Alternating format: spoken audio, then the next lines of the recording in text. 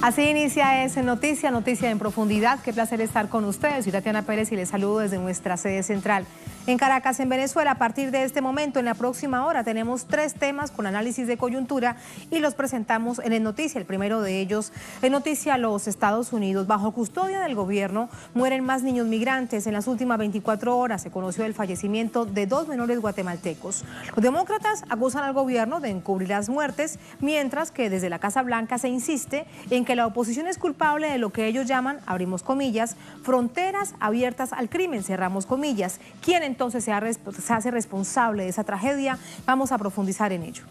Segundo tema que es noticia, Chile se cierra la investigación y se anuncia fecha para el juicio por el homicidio de Camilo Catrillanca. Aunque hay 7 carabineros responsables tras las rejas, la familia del comunero mapuche exige que la justicia vaya contra quienes ordenaron la represión el 14 de noviembre del año pasado.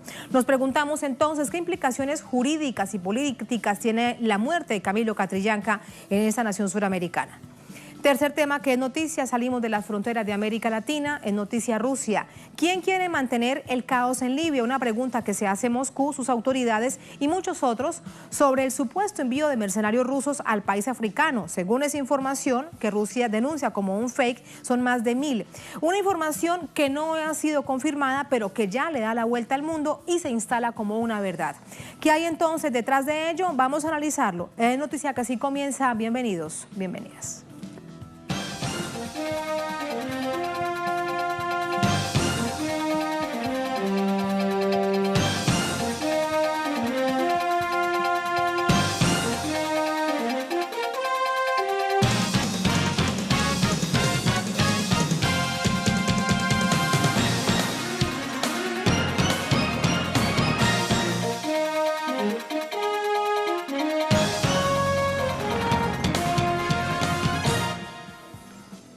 En noticia Estados Unidos, una niña guatemalteca de 10 años falleció en septiembre de 2018 en Nebraska, pero el suceso no se hizo público hasta ahora.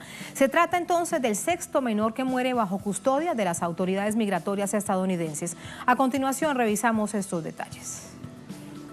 El portavoz del Departamento de Salud estadounidense, Mark Weber, confirmó el deceso de la niña salvadoreña, que aún no ha sido identificada. En un comunicado, Weber indicó que el infante entró a una oficina de reubicación de refugiados en Texas en marzo de 2018 y presentaba problemas cardíacos congénitos. Según el funcionario, tras complicaciones en un procedimiento quirúrgico no especificado, la niña entró en estado de coma y fue posteriormente trasladada a 2 hospitales, uno en Arizona y otro en Nebraska, donde finalmente falleció el 29 de septiembre de 2018, presuntamente por dificultades respiratorias. El lunes pasado, autoridades informaron sobre la muerte de otro menor guatemalteco. Se trata de Carlos Gregorio Hernández Vázquez, de 16 años, sin precisar la causa. 10 días antes, el 14 de mayo, también murió un niño guatemalteco de 2 años, bajo custodia de la patrulla fronteriza. Los otros pequeños, cuya muerte se conoce desde diciembre pasado, son Juan de León Gutiérrez, de 16 años, Felipe Alonso Gómez, de 8, y Jacqueline Carl McKean, de 7 años. El Caucus Hispano del Congreso, un grupo de 38 miembros demócratas, junto con los caucus asiáticos, Pacífico y Negro, exigieron al gobierno investigar las muertes y detención de niños en la frontera con México. El presidente Donald Trump respondió en Twitter, culpándolos de la situación.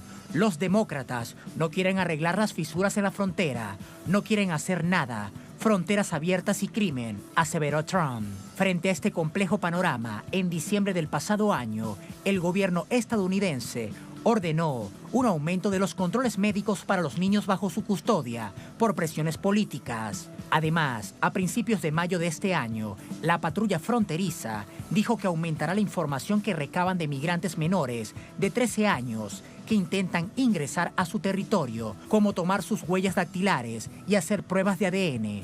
Trump parece estar convencido de que su política migratoria, basada en mantener a familias separadas y encerradas en jaulas, va por el camino correcto. En abril, el mandatario indicó que en vista que los demócratas se niegan a recrudecer las leyes de inmigración, reubicará a los inmigrantes indocumentados en las llamadas ciudades santuario, en su mayoría gobernadas por sus enemigos políticos. Y nos preguntamos, de inmediato le preguntamos a nuestra corresponsal en Washington, Alina Duarte, ¿qué tanta repercusión tiene un hecho tan lamentable, Alina, en los medios de comunicación nacionales? Buenas noches, adelante. Hola, ¿qué tal, Tatiana? Muy buenas noches. Así es, pues en realidad en los medios de comunicación poco se llega a hablar de este fallecimiento del sexto menor de edad en menos de 8 meses a cargo, bajo custodia de las autoridades migratorias. Sin embargo, no ha sido la misma respuesta por parte de varias organizaciones civiles, quienes incluso han organizado pequeños eventos, protestas o aquí una vigilia esta mañana en Washington, D.C. para denunciar precisamente la política migratoria de este país. También las redes sociales no se han escapado, condenando el papel que ha tenido precisamente la administración de Donald Trump en la separación familiar. Y es que no solamente se trata de estos 6 menores de edad, sino recordemos incluso en noviembre pasado, Tatiana, la cifra de los menores detenidos en este país, los menores migrantes detenidos, ascendía ya a 14,000 migrantes, insisto, para el mes de noviembre del 2018. Esto también pone sobre la mesa las condiciones en las cuales se encuentran en estos centros de detención tanto menores migrantes como en general las familias, de las cuales ya escuchábamos también en este recuento que han tenido estos efectos de la política migratoria, la política de separación familiar implementada por la administración de Donald Trump. Y es que en días pasados se daba a conocer lamentablemente el fallecimiento también de este menor de edad de 16 años a causa de influenza, razón por la cual fueron las autoridades estadounidenses quienes tuvieron que hacer varios exámenes a quienes se encontraban en este centro de detención. Fueron 32 los migrantes que dieron positivo a esta enfermedad, razón por las cuales tuvieron que cerrar este centro de detención. Bastantes son las reacciones, Tatiana, insisto, pero sobre todo de la comunidad, no así ni de los medios de comunicación ni de las autoridades en este país. Qué situación tan lamentable. Ahora quiero compartir contigo, con la audiencia, un tuit, a ver si converso contigo, Alina, ahí estamos, porque ese es un tuit sobre el que quiero preguntarte la historia que hay detrás. Vamos a revisarlo. Ahí está precisamente en pantalla. Todos ustedes están haciendo relaciones públicas en las redes sociales con nuestros bebés que separaron, les robaron a sus padres y aparecen las fotografías de militares de Guardia Fronteriza con bebecitos en brazos. ¿Cuál es entonces, Alina, la historia detrás de este tuit, que además tiene un hilo larguísimo de reacciones en contra? En realidad es importante revisar también incluso las reacciones que han tenido a este tuit que destacas, ya que fue bastante polemizante el hecho de que varias personas aquí en los Estados Unidos usaran este tipo de tuits, de manifestaciones, sobre todo que ponían en duda la política migratoria de este país, para condenar y para sacar a relucir una xenofobia dentro de este país. Como veíamos, condena esta política, sobre todo de la patrulla fronteriza, que dicen están haciendo relaciones públicas con los niños que han sido arrebatados de sus familias, víctimas precisamente de esta política de cero tolerancia de la administración de Donald Trump, que ha separado a cientos de familias, que ya dábamos a conocer también en otros momentos, familias que incluso se ven en la dificultad de ser reunidas, dado que no se aplicaron procedimientos necesarios para poder encontrar a los niños, que algunos de ellos fueron deportados, o los padres de familias que no se van a volver a reunir, o que hay una imposibilidad en corto o mediano plazo de que esto suceda. En estas fotos que da a conocer también un periodista, es este tuit, dice: hombres y mujeres de la patrulla fronteriza se enfrentan a este desafío todos los días, hacen todo lo posible para hacer frente a una emergencia que empeora. Parte de la duda que queda entonces, Tatiana, es si esta emergencia que empeora es realmente producto de una migración de los países centroamericanos y estadounidenses, o de una política migratoria en este país que día a día va empeorando, y que las cifras lamentablemente de menores de edad, pero también, insisto, de menores migrantes presos en este país van en aumento. Gracias por todos esos detalles y por contarnos la historia que hay detrás de una situación tan criminal. Gracias, Alina, muy buenas noches. Vamos a poner este hecho en contexto, vamos a analizarlo con David Peña, él es abogado del Grupo de Acción por los Derechos Humanos, la Justicia Social, con nosotros desde Ciudad de México. David, ¿cómo está? Buenas noches. Hola, buenas noches, Tatiana. Un saludo al auditorio. Primero preguntarte cómo es que Ahí han pasado tantos meses desde la muerte de esta pequeñita, fue en septiembre del año pasado, y apenas ahora es que se conoce, y el gobierno dice que no tiene, el gobierno de Estados Unidos, que no tiene la obligación de dar respuesta ante una situación tan lamentable. Justo la frase con la que terminabas el bloque anterior era justo esta política criminal que tiene por parte del gobierno de Donald Trump. Ahí hay una aclaración, digamos, que me parece importante en términos jurídicos, en términos de derechos humanos. Lo que está pasando en estos centros de detención, centros de reclusión para migrantes, lo que está ocurriendo es una negligencia criminal. En Estados Unidos está tipificado como un delito esta negligencia criminal, es decir, cuando tú tienes un deber o tienes una obligación de cuidar o de preservar la vida de una persona o la integridad de una persona y no lo haces, o eres omiso en esta responsabilidad e incurres en este delito que se llama negligencia criminal. En el caso de las personas que están detenidas, retenidas, recluidas, enjauladas, como parte de esta política de Donald Trump, a partir del momento en el que son detenidas, forman parte de un esquema, digamos, de protección en el cual la autoridad es quien les tiene que garantizar su integridad, su alimentación y desde luego su vida, su integridad física, psicológica y su vida. En el momento en que la autoridad no está cumpliendo con esta obligación, es decir, cuando nos estamos enterando, aunque sean meses después de el fallecimiento, particularmente de niñas, niños, adolescentes en estos centros migratorios, hay una responsabilidad clara hacia las autoridades, no solo las responsables de estos centros de detención, sino incluso las que están ordenando esta política de migración, de separación de las familias, de exclusión de los núcleos familiares y desde luego que no están garantizando pues las condiciones mínimas para que estas personas que están siendo detenidas, las y los migrantes puedan pues tener estas condiciones, insisto, para poder vivir, para poder sobrevivir, para estar bien en cuanto a su integridad física y en cuanto a su salud. El otro punto que está ligado a este es obviamente las consecuencias de esta política que está teniendo Donald Trump en materia de migración. Ese es solo un apartado, la política solo se ve en un apartado ahora con estos casos, pero hay muchos otros casos que no están siendo visibilizados en los medios de comunicación, que son historias igualmente dramáticas, en donde al parecer no se ha logrado tampoco identificar quién está dando las órdenes o quién está actuando de cierta forma en estos centros de detención, y pongo algunos casos en donde, por ejemplo, personas que estaban siendo detenidas en el desierto de Arizona por estos grupos de cazamigrantes o estos grupos ilegales parapolicíacos, estaban teniendo la participación o la complacencia o la facilitación de gente de la Border Patrol. Gente de la Border Patrol está permitiendo que estos grupos de cazamigrantes en el desierto de Arizona literalmente con armas de fuego cazaran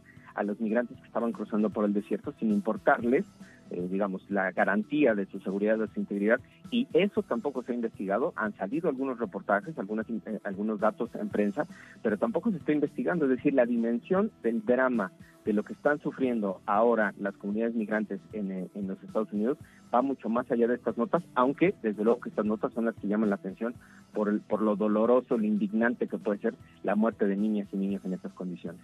Historia invisible de un drama realmente profundo que, claro, sale a la luz pública con una situación de estas. Ahora, desde la visión política, el presidente Donald Trump, a través del Twitter, queda clarísimo, en 3 frases resuelve el asunto diciendo que todo esto es culpa de los demócratas.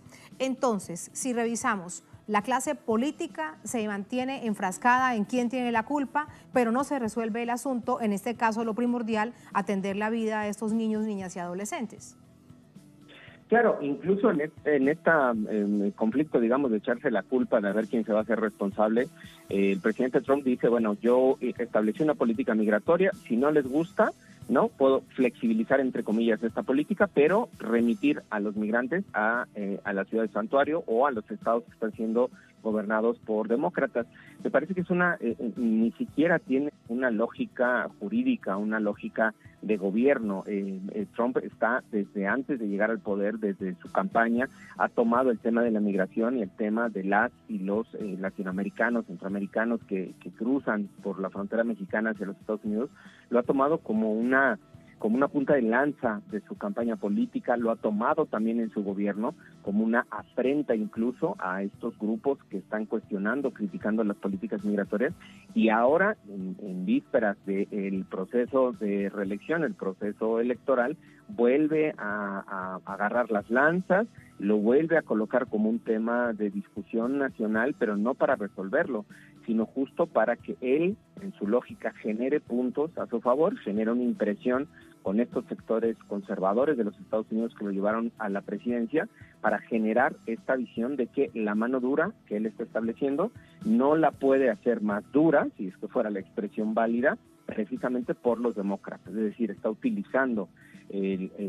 erróneamente, está utilizando más bien perversamente la política y los resultados de su política migratoria para incluso los fracasos que está teniendo en la política migratoria, achacárselos o imputárselos a los demócratas, insisto, en vísperas o en aras de este ya proceso electoral que está avanzando en los Estados Unidos. Es lamentable, en verdad, que no se preocupe, pues prácticamente nadie del gobierno de los Estados Unidos, por la integridad de las personas, por la vida de miles de personas que se encuentran en riesgo y prefieran entrar en este juego político, insisto, verdaderamente perverso. En el país que se supone que es el protector y ejemplo mundial de los derechos humanos, qué situación tan lamentable. Ahora, hay distintas acciones judiciales, los hemos visto sobre todo en el último año y medio, donde le ordenan varias cosas al gobierno de Donald Trump. Una, por ejemplo, es que tiene que acabarse con la separación de las familias. Todas estas acciones realmente se están cumpliendo. Hay quien le haga seguimiento y le diga, ojo, que aquí hay una acción judicial, una decisión, una medida judicial y debe ser cumplida. Yo creo que hay un trabajo muy importante por parte de las organizaciones de defensa de los derechos civiles en los Estados Unidos y por parte de las organizaciones de defensa de los derechos de las y los migrantes. Me parece que han tenido un trabajo en lo político, en lo jurídico muy importante. Efectivamente hay algunas decisiones judiciales de tribunales, de algunas entidades, algunos federales también, que están pues suspendiendo parcialmente algunas de las acciones de Donald Trump, pero a mí me parece importante que, digamos, trasladar también la responsabilidad en buena parte a los consulados del gobierno mexicano, cuando menos, a la embajada del gobierno mexicano y a todas estas oficinas y delegaciones que tienen los Estados Unidos, porque ellos tendrían que estar dando supervisión, justo como pregunta Tatiana, de qué está pasando con estas decisiones judiciales, si se están cumpliendo o no, si se están respetando o no, si estas decisiones judiciales pueden tener un efecto, en términos jurídicos decimos erga omnes, es decir, más allá de la petición en sí misma o de la persona beneficiada, si puede estar beneficiando a otras personas, si la interpretación puede beneficiar a otras personas, y ahí sí es tarea de los gobiernos latinoamericanos estar acompañando estas decisiones judiciales, viendo que se estén cumpliendo y desde luego estar asesorando a las y los compatriotas que estén en esas condiciones y que puedan beneficiarse eventualmente de estas decisiones judiciales. Ha habido pocas decisiones, son importantes, sí, insisto, los medios lo están retomando algunas de estas decisiones porque han sido pocas, pero son muy relevantes. Algunas de ellas sí suspenden este esquema del programa de separación. Hubo otra, recuerdo otra, justo también en Texas, donde se suspendía el uso de estas jaulas, ¿no? Que pues, literalmente son jaulas que estaban en los patios de los centros de detención. Hubo otra que suspendió el uso de estas jaulas y poco a poco han ido, digamos, limitando el alcance de estas políticas brutales de Donald Trump, pero sin embargo tiene una capacidad impresionante de renovarse y con una decisión judicial cambia 5 palabras y dicta una nueva decisión ejecutiva y vuelve a iniciar un proceso de lucha por parte de las y los hermanos migrantes y de las organizaciones que la acompañan. Ahí yo creo que sí, el gobierno mexicano tendría que tener un papel mucho más protagónico, mucho más activo de seguimiento y de orientación para sus conciudadanos. Gobiernos centroamericanos, David, por ejemplo, la lista de los niños que han fallecido en las últimas 24 horas de los que se conocen y del jovencito de 16 años son de Guatemala. Así que hay por lo menos una tarea de estos gobiernos centroamericanos. Claro, esta tarea, digo, yo hablaba del gobierno mexicano realmente porque soy mexicano, me encuentro acá, pero me parece que esa tarea tiene que ser compartida desde luego con los gobiernos centroamericanos, más aún pensando que una de las políticas, de las pocas políticas que se mantenía en términos de apoyo económico hacia Centroamérica ha sido también suspendida por parte del gobierno de Donald Trump. Todos estos países ahora están buscando, los países centroamericanos ahora están buscando un nuevo acuerdo de alianza económica con México, que puede resultar o no, puede tardar un par de años también, y en esa lógica de atender no solo las causas estructurales de la migración, que ese es uno de los motivos por los cuales se está platicando, digamos, desde los primeros días del gobierno de Andrés Manuel López Obrador, se está platicando con los gobiernos centroamericanos para poder llegar a un acuerdo económico en ese sentido. Me parece también que en términos diplomáticos y de asesoría de orientación consular se tendría que establecer este bloque para que los consulados, las oficinas de todos los gobiernos centroamericanos, latinoamericanos, que tengan interés en los Estados Unidos en lo que está pasando, estén asesorando a sus compatriotas. El tema de pensar que por estar en Estados Unidos están abstraídos de la protección o de la obligación por parte de los estados, de los países, digamos, porque ahora están en otro país, resulta francamente incomprensible. Se tiene que asumir esta responsabilidad, los gobiernos tienen que asumir la responsabilidad, como ocurre prácticamente en cualquier parte del mundo con cualquier otro ciudadano que está en condiciones de detención, o en una condición de preso, el que está acusado de algún delito, tiene estos derechos de garantía y de asistencia consular, y me parece que en ese sentido se tiene que hacer el acompañamiento por parte de todos los gobiernos. Y cuando vemos además que hay un gobierno, en el caso de los Estados Unidos, que realmente no atiende y no acoge como debe ser en el marco, por ejemplo, de la Convención de Naciones Unidas sobre la Infancia. Me queda algo por preguntarte. Hay distintas informaciones que, bien lo hemos dicho, lo hemos reiterado, se invisibilizan, deja de hablarse de ello, pero no es que no sigan sucediendo. ¿Tienes alguna estadística, alguna aproximación de cuántos niños con sus familias se han reencontrado después de esa decisión judicial del año pasado, donde decía, primero tiene que acabarse y luego tiene que crearse un programa para que todos estos niños, estos infantes puedan ser acogidos otra vez por sus familias? No, justo uno de los problemas que se tiene es la falta de acceso a la información en los Estados Unidos, pero incluso en los propios países, y ahí vuelvo a hablar sobre la corresponsabilidad. Muchos de los niños que han sido deportados o que han sido separados, algunos de ellos fueron deportados a sus países de origen, e incluso los países de origen ni siquiera tienen un registro fiable sobre la cantidad de niños y de niñas que han sido adolescentes que han sido repatriados o deportados en los últimos años. Se han solicitado incluso por vía de acceso a la información a varios gobiernos cuál es la cantidad, en qué condiciones llegaron, en qué condiciones físicas estaban, y ni siquiera se tienen esos registros tampoco. Entonces, es claro que se tiene que tener una política de transparencia en términos de datos, de estadísticas sobre el tratamiento, las condiciones en las que están las personas migrantes, las que están siendo detenidas, retenidas o deportadas o a sus países de origen, pero no solo en los Estados Unidos se tiene que tener este registro, sino también en todos los países de Centroamérica y de América Latina. Lamentablemente tampoco lo tenemos, es decir, ni siquiera tenemos la posibilidad de confrontar esta información, o suponiendo que México la tuviera, decir, a ver, México tiene el reporte de 200 niños. ¿Qué pasó con Estados Unidos? ¿Qué reporte tienes? ¿Cuántos más tienes? Ni siquiera se puede hacer esa confronta porque tampoco lo tenemos nosotros como países latinoamericanos. Entonces, yo creo que ahí es, insisto, esta responsabilidad compartida. El gobierno de los Estados Unidos prácticamente no va a presentar informes públicos. Es una política de Trump, no está en la lógica de la transparencia. Aunque lo obliguen judicialmente, va a estar dando la información a cuentagotas, como lo ha estado haciendo, ¿no? A partir de resoluciones judiciales, a partir de filtración en medios de comunicación. Entonces es muy complicado pensar que va a cambiar esta política por parte de Donald Trump. Pero por parte de nuestros gobiernos me parece que sí se tiene que instrumentar esta política de registro de datos estadísticos y a partir de ahí generar la presión para que la contraparte estadounidense lo haga también, y cuando menos tengamos un poco más de certeza de cuál es el universo total de las niñas y los niños que están en esta condición y de los que pueden estar incluso siendo deportados en los próximos días, en las próximas semanas. Y lamentablemente lo que se presume, sin ánimo de especular, es que será muy difícil que estos pequeñitos, que estos niños, niñas y adolescentes puedan reencontrarse con sus familias. Un niño de 1 o 2 años, ¿cómo va a saber en qué parte de América Latina o de Centroamérica están sus padres? O sea, es algo que realmente resulta tarea titánica. Gracias. Sí, dime. Tatiana. Inhumano, tal cual. La expresión es que es inhumano. Hacer esto y mantener esta política es completamente inhumana. Muchísimas gracias. Muy buenas noches. Gracias, Tatiana. Gracias a usted por entregarnos este panorama tan complejo, tan doloroso y que tiene tantas aristas. Hoy hemos planteado una aquí en Es Noticia. Vamos a irnos a la pausa. Al volver, vamos a hablarles de Chile. Es Noticia Chile. Se cierra la investigación, se anuncia fecha para el juicio por homicidio de Camilo Catrillanca. Y aunque hay 7 carabineros responsables, la familia del comunero mapuche exige que la justicia vaya contra quienes ordenaron la represión de aquel 14 de noviembre de 2018. Nos preguntamos, ¿Qué implicaciones jurídicas y políticas tiene esta muerte de este comunero mapuche, de este comunero indígena? Vamos a revisarlo con información, con análisis, al volver en Es Noticia.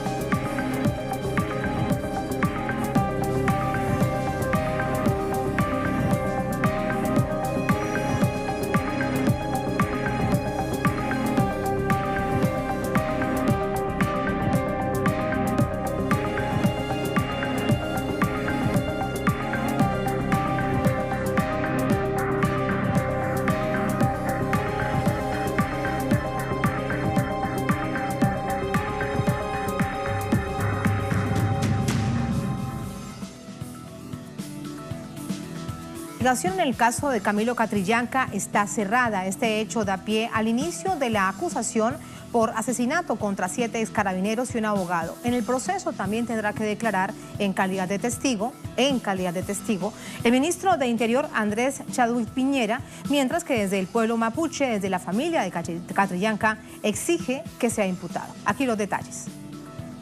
Las portadas ya lo han hecho invisible. Parece lejos cuando la prensa chilena centraba la noticia en Camilo Catrillanca.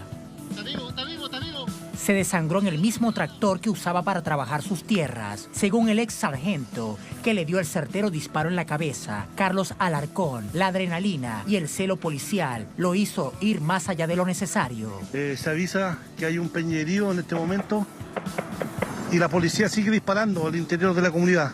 Operativo ejecutado por la Policía Nacional bajo el alero del Ministerio del Interior, encabezado por Andrés Chadwick, quien a pesar del llamado del pueblo mapuche, rehusó a reconocer su responsabilidad en los hechos. Ministro, ¿cree usted que el asesinato del lamien Camilo Catrillanca existen responsabilidades políticas que deban ser investigadas? Luego de 64 días de investigación, la Fiscalía presentó al Tribunal de Cuyipulli la acusación por su asesinato. Coincidentemente, el mismo día nace la segunda hija de Camilo, en la foto su abuelo Marcelo Catrillanca, que dice no estar conforme con el proceso. Nosotros también pensamos de que Chadwick no puede eludir su responsabilidad, porque él es una persona que ha instigado la criminalización del movimiento mapuche en la zona y él estaba al tanto de las diligencias y de las pesquisas que estaba realizando la policía y la inteligencia policial en la zona. Por lo tanto, nosotros no le creemos. Pensamos que efectivamente los tribunales van a demostrar que hubo encubrimiento y que por lo tanto él debería ser también sindicado como culpable, como imputado en esta causa y no como un mero testigo. Con Camilo Catrillanca, son 15 mapuches los que han sido asesinados durante los gobiernos de Ricardo Lagos, Michelle Bachelet y Sebastián Piñera. Sin embargo, este caso marca un precedente. Es primera vez que la investigación de este tipo de hechos de sangre está a cargo de la justicia civil y no de la militar. En los próximos días se conocerán las fechas en que se dará inicio del proceso penal. Sin embargo, en un país donde se avanza lentamente hacia la justicia plena, la pregunta que queda abierta es ¿cómo pagarán los que tengan responsabilidad política en este caso? Preguntas y muchas otras que están en este momento planteadas sobre la mesa. Vamos a discutirlas con Sebastián Saavedra, abogado del Centro de Investigación y Defensa Sur, es representante del adolescente quien acompañaba a Camilo Catrillanca el día de su ejecución en 2018. Abogado, buenas noches, ¿cómo está? Buenas noches, muy bien, gracias por la entrevista. Gracias a usted, abogado. Dice la Fiscalía que será acusado estos 7 ex carabineros y un abogado por homicidio simple. ¿Cuál es su visión de este hecho y de la condena que se espera aplicaría en los próximos días? Bueno, como en toda la vida hay de dulce y agraz. Por una parte, tenemos por primera vez, como lo señalaba al comienzo de la nota, por primera vez se va a realizar una investigación y un juicio completamente en el ámbito civil, a nivel nacional aquí en Chile, donde un comunero mapuche es asesinado por parte de funcionarios de carabineros. Los anteriores casos de Alex Lemun, Matías Carileo y Jaime Mendoza Cuillo fueron tramitadas por la justicia militar. En cada uno de esos casos únicamente se persiguió y se investigó y en algunos casos únicamente se condenó al autor material del delito, es decir, a quien jaló el gatillo. En todos los casos en que hubo condenas, estas condenas fueron bastante bajas, de 3 años de libertad. Y en el caso de Alex Lemun, incluso la justicia militar dictó un sobreseimiento temporal y ni siquiera se llegó a una sentencia condenatoria, debiendo recurrir a tribunales internacionales para que la causa se reabra recién el año pasado, a pesar de que data del año 2002. En cambio, en este caso, contamos desde un inicio, como he señalado, con una investigación en el ámbito civil. La Fiscalía de Temuco ha sido la encargada de llevar adelante esta investigación y se ha procesado o formalizado no solamente, en este caso, al homicida, a quien ejecuta materialmente el delito, sino que también a las personas que lo acompañaban, así como a todos los altos funcionarios de Carabineros que tuvieron participación en esta primera versión oficial que fue respaldada por el mundo civil, que decía que Camilo, junto con mi representado, se habrían cruzado en una supuesta o eventual línea de fuego, todo lo cual fue en definitiva desmentido. Lo que llama la atención es que en este caso, al igual que en todos los casos que le he señalado, siempre ha sido la misma reacción. Se ha señalado que los comuneros se encontraban armados, que Carabineros únicamente reaccionó, y posteriormente esa versión es respaldada por el mando civil. Sin embargo, es únicamente en esta causa donde la investigación ha llegado a los altos mandos de Carabineros. Aquí se ha desvinculado a generales y se ha sometido a proceso a coroneles, lo cual no había ocurrido con anterioridad. Ahora, la parte no tan buena es que la calificación jurídica que ha establecido la Fiscalía es únicamente por el delito de homicidio simple, en un caso que a juicio de esta parte entendemos que se trata de un homicidio calificado, un homicidio agravado, un asesinato, toda vez que se procedió a ejecutar a una persona con armamento de guerra, disparándole por la espalda, cuando estas personas se encontraban huyendo y desarmadas. Inclusive una de ellas, mi representado, es menor de edad, por lo cual desde ese punto de vista no nos encontramos completamente conformes, y por lo mismo nosotros como querellantes particulares presentaremos nuestras acusaciones particulares, donde solicitaremos la calificación como homicidio calificado, frustrado, en el caso de mi representado. Claro, ahora me has explicado claramente el punto inicial, digamos, de las investigaciones. Y queda la pregunta que muchos se hacen: ¿qué pasa con los autores intelectuales? ¿Quiénes llamaron a este nivel de represión? ¿Quiénes inicialmente trataron de manipular la escena del crimen? Lo que pasa es que las imágenes y luego todo en lo que derivó dio cuenta de la verdad, y es la verdad y la realidad absoluta. Y sobre todo, Andrés Chadwick. Él desde ese mismo momento primero respaldó a las fuerzas militares, a los carabineros, luego se fue alejando, pero sigue siendo un ministro del gobierno Piñera. Claro, ahí hay que distinguir dos ámbitos. Uno es la responsabilidad penal. Durante la investigación no se ha alcanzado a obtener antecedentes concretos que puedan vincularlo directamente con la muerte de Camilo Catrillanca. Existen antecedentes respecto de generales que habrían conocido, pero son antecedentes que son demasiado débiles para llevarlo a un juicio, y se ha entendido, al menos se ha cortado la responsabilidad en los altos mandos de que se le denominó Comando Jungla.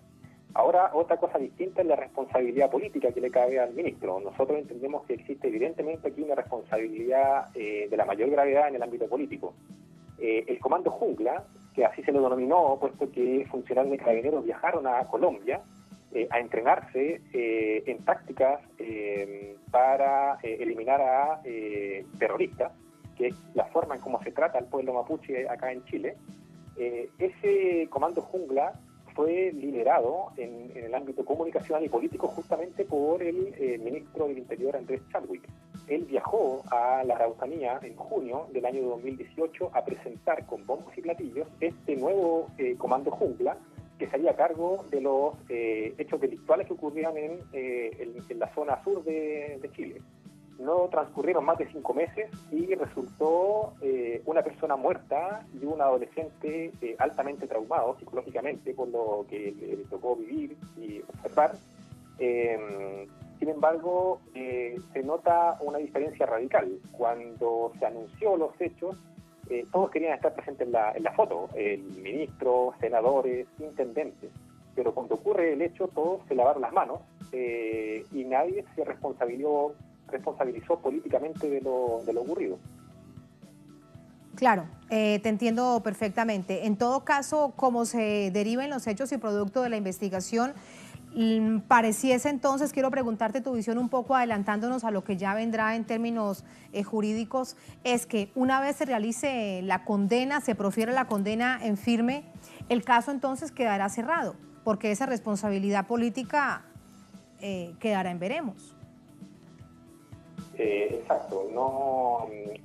Lo importante que me interesa a mí destacar en este caso es que, y lo que nosotros esperamos, que esta sea la primera oportunidad en que sea condenado a pena efectiva el carabinero que ejecutó a Camilo y que casi dio muerte también a Nicolás Sentado.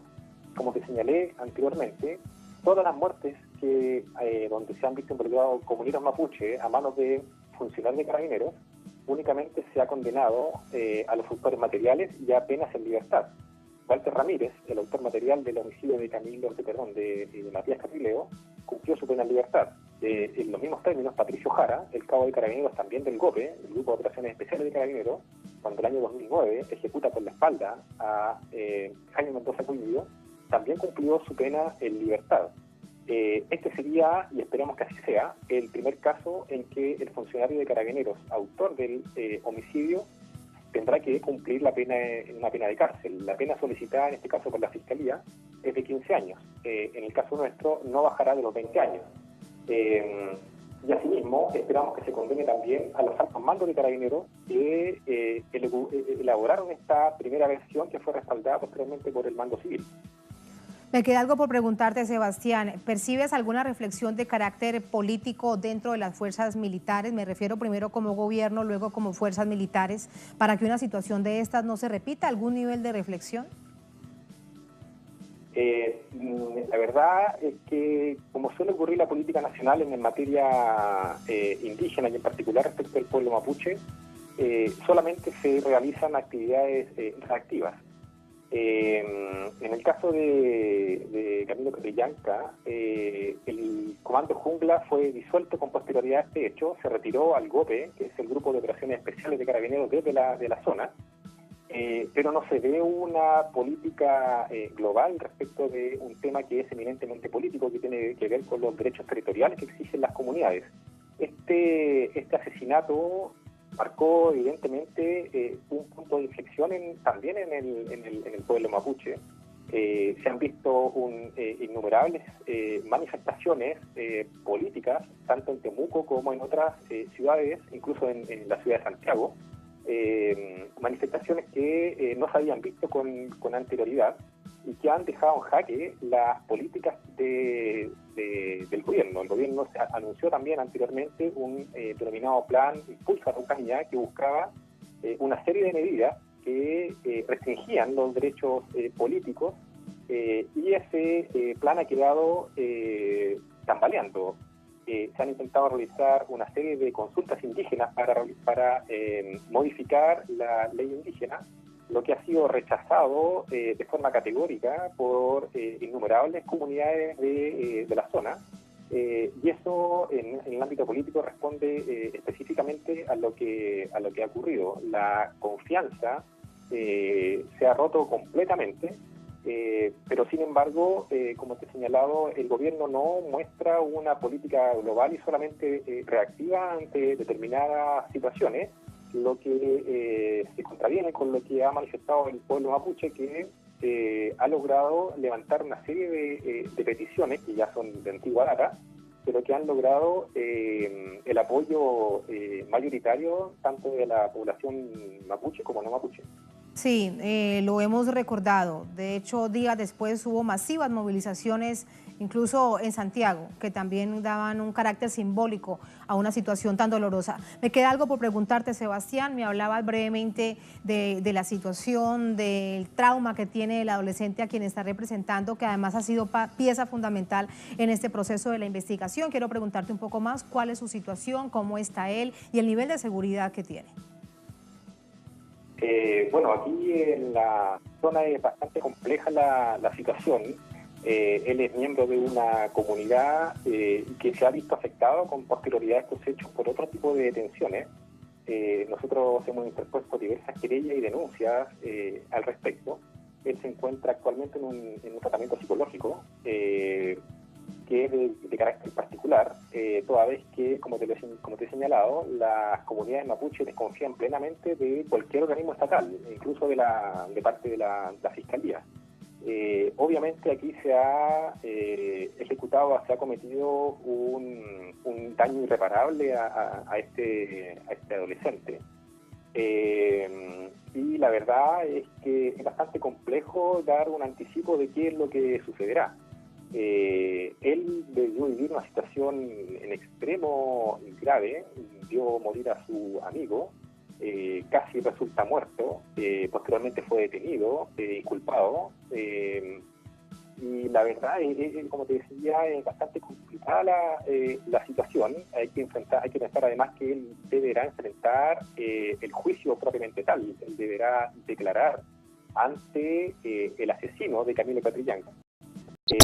Por lo tanto, es una situación que todavía se encuentra en pleno desarrollo y que nosotros como representantes de él estamos llevando a cabo todas las diligencias necesarias para que el proceso o la parte que queda del proceso sea, ¿cómo decirlo? Que sea lo menos, que produzca la menos posible daño, sin perjuicio de que sabemos que necesariamente se va a haber sometido a un estrés. Sí. Te entiendo. Tal vez el menor trauma posible para este adolescente. El menor daño posible después de todo lo que se ha vivido. Te entiendo perfectamente. Sebastián, muchísimas gracias por este análisis, por contarnos cómo está la situación jurídica y también esta visión política de un caso que ha sido emblemático para el país. Buenas noches. Buenas noches, muchas gracias. Muy buenas noches y gracias. Así nos vamos a la última pausa en esta emisión de Es Noticia. Al volver salimos de la frontera de América Latina, es noticia Rusia, y nos preguntamos, ¿quién quiere mantener el caos en Libia? Es una pregunta que se hace Moscú, muchos otros en esa región del mundo, en África, sobre el supuesto envío de mercenarios rusos a Libia, a este país africano. La información no confirmada le da la vuelta al mundo y se instala como una verdad. Y también nos preguntamos entonces, ¿qué intereses hay detrás? Vamos a revisarlo al volver en Es Noticia.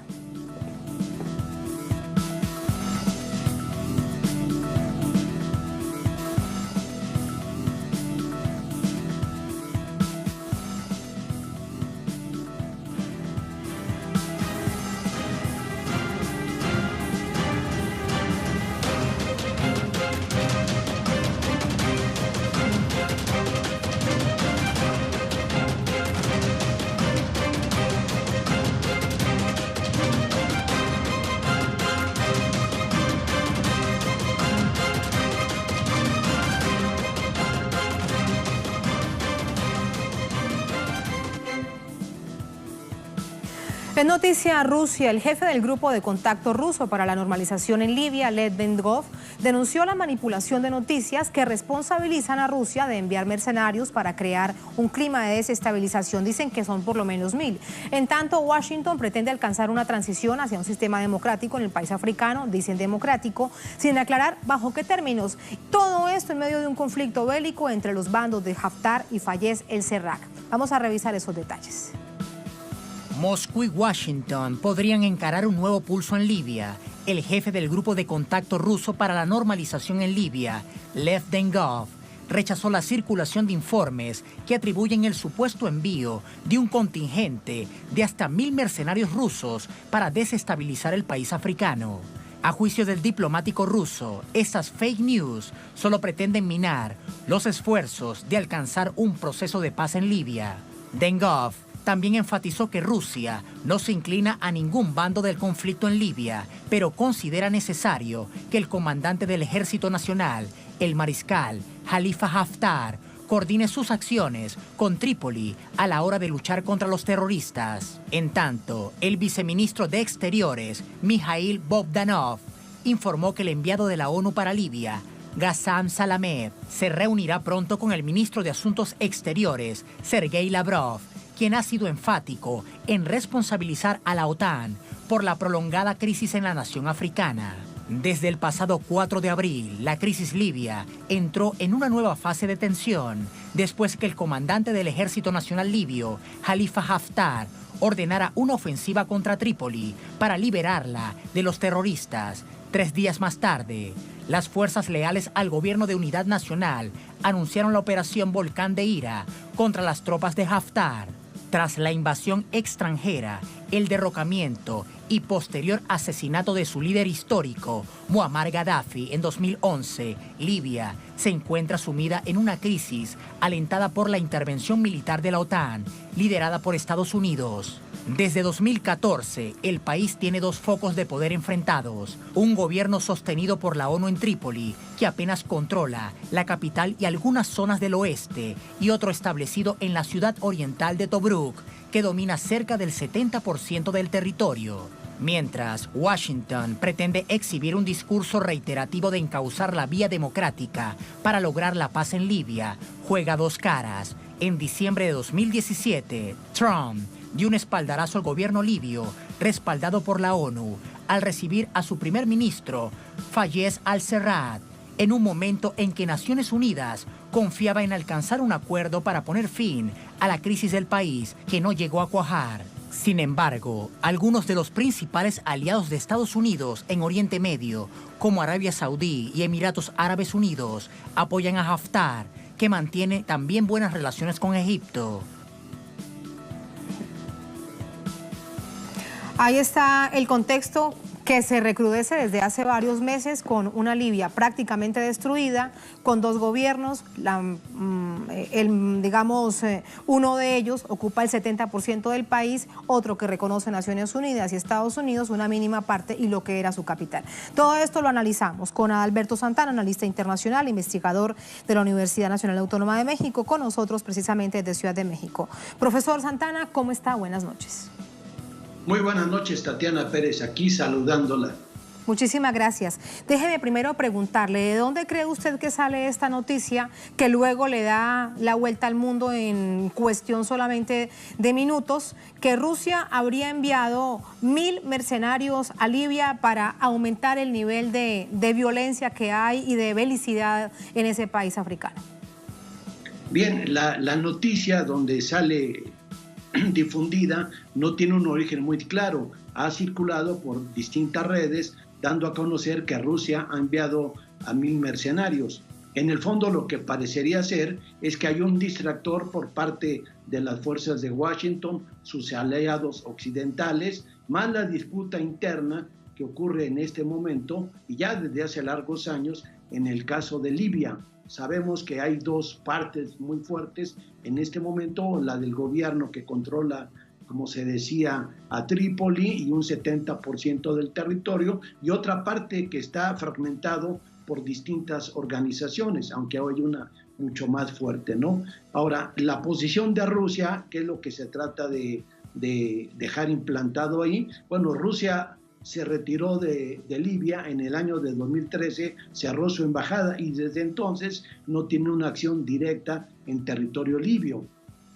Pero sí lo que podemos ver que puede ser una jugada, una especie de ajedrez, mover una pieza de los países occidentales, de las fuerzas que quieren desestabilizar de nueva cuenta la región de Medio Oriente y apretar por otro lado allá en Siria, donde sí hay presencia rusa que apoya al gobierno del presidente sirio. Y por otro lado aparece esta información, o sea, una información que puede ser distractora para parecer que Rusia está involucrada en una serie de conflictos, cuando en efecto el que está involucrado pues es Estados Unidos y sus aliados regionales, incluyendo los países como Arabia Saudita. ¿A quién le interesa entonces? ¿A Estados Unidos, a la OTAN, a algunas naciones del Golfo Pérsico, estas monarquías del Golfo, que Rusia, aunque no está, bueno, pareciera que sí está inmersa en este conflicto, que de hecho, de paso, es bastante complejo? Sí, es bastante compleja porque la información es fragmentada, hay denuncias y no está bien, y esto sabemos que lo hace constantemente la Agencia Central de Inteligencia, sacar informaciones donde aparecen que vienen de otros países, no del área de conflicto, y se empiezan a hacer declaraciones. En el fondo tendríamos que plantearnos qué es lo que sucede a nivel internacional, cuál es este tablero de ajedrez en este momento de este mes de mayo, qué es lo que está pasando, y vemos que recientemente el presidente Trump, bueno, con su política agresiva contra China, hoy de nueva cuenta la levanta contra Rusia, ¿sí? Sabemos de la presión que hay contra Venezuela, Nicaragua y Cuba, las presiones que hay contra Siria, la desestabilización en esta parte del sur del Mediterráneo, ¿sí? Los aliados locales de la región de los países árabes, de tal manera que sería el viejo dicho, a río revuelto, ganancia de pescadores. Y seguramente el que está queriendo sacar más partido es Washington, eso sí lo sabemos, porque así operan tradicionalmente. Sobre el dolor de la población libia, mire usted, según la Organización Mundial de la Salud, cifras recientes, solamente este último nivel de confrontación entre estas dos fuerzas se han dejado 510 muertos y 2.467 heridos. ¿A quién le duele entonces estos muertos, estos heridos, los desplazados internos, los refugiados, la situación que se cae después de que asesinan a Muammar Gaddafi, Libia, un muro de contención, y aparece entonces estas rutas de refugiados y de migrantes tratando de llegar a Europa, lo que también agudiza el problema en el Mediterráneo? Todo esto generado por la invasión de la OTAN. Claro, o sea, sabemos que desde la época de Sarkozy, por ejemplo, cuando estaba de presidente de Francia, comenzó a impulsar este tipo de desestabilización de gobiernos, particularmente en áreas productoras de petróleo. Libia, que era uno de los países ejemplo de las economías petroleras, bueno, fue totalmente desestabilizado, generaron un caos enorme, no hay propiamente un Estado, ha sido, dentro de lo que se puede considerar y dentro de las visiones neoliberales y de Washington, un Estado fallido. Entonces, para la visión norteamericana hay que poner orden. Pero ¿quién puede poner orden? Las empresas transnacionales petroleras que se están quedando con esa ganancia. Y en ese mar de tormentas y de informaciones muy desestabilizadoras, pues están queriendo involucrar a Rusia directamente. Afortunadamente, hemos visto cómo los voceros del gobierno ruso en este momento no están planteando, diciendo que sí están ahí presentes, que han enviado mercenarios. Rusia no envía mercenarios. Rusia lo que hace en su momento es un apoyo técnico, ¿sí?, militar a los países con los cuales tiene acuerdo. Y en este momento, pues Libia es un país totalmente fragmentado. Entonces, ¿con quién se puede establecer una relación de Estado a Estado? Pues es difícil encontrarlo. Entonces, la maniobra por parte de Washington, los órganos de inteligencia norteamericanos, más los órganos de la inteligencia de los países occidentales, son los interesados en crear de nueva cuenta este caos en el Mediterráneo Sur. ¿Para qué? Bueno, para sacar dividendos en este momento de una crisis internacional. Y sabemos que Estados Unidos en este momento tiene fuertes enfrentamientos con el caso de la empresa telefónica china Huawei, y entonces está moviendo sus fichas en el escenario internacional. ¿Qué mundo tan complejo estamos viviendo, profesor Santana? Muchísimas gracias, buenas noches. Gracias a usted, Tatiana. Gracias a usted. Gracias también a todos ustedes por habernos acompañado. Así ponemos punto final a esta emisión de noticias. Cerramos nuestra pantalla tradicional. Nos quedamos en redes sociales, @elnoticiatelesur, @Tatiana Telesur. Durante esta jornada, otro hecho fue noticia. Con eso lo dejamos. Hasta mañana.